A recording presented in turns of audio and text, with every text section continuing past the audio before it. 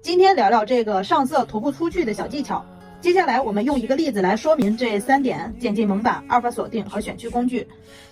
我们想给这个紫色的部分增加一些纹理，这个时候我们可以新建一个图层，然后剪辑蒙版，然后在它上面进行涂抹。这个时候大家会发现它画不到别的地方。还有一种方式的话，就是可以给它阿尔法锁定，两指右滑，然后给它阿尔法锁定，在它上面也可以进行涂抹。第3种方式就是利用这个选框工具，我们新建一个图层，用第3个这个选区工具，我们将要这个添加纹理的地方给它选择出来，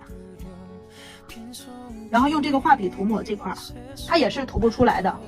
第4点是我们讲这个，它必须是一个闭合的曲线。当我们画的线条不闭合的时候，它来 color drop 的时候，它是会填满整个画布的。然后当我们这个线条是闭合的时候，它就直接画到了这里边。第5点，我们讲一下这个调整阈值。有的时候我们会使用这种带有纹理的这个笔刷，这个时候我们填充它的时候，它也会填满整个画布。然后我们左右调整它的阈值，看大家就会发现它只填到了它的里边。第6点，我们讲一下这个参考上色。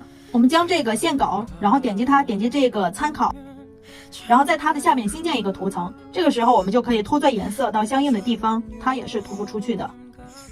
你学会了吗？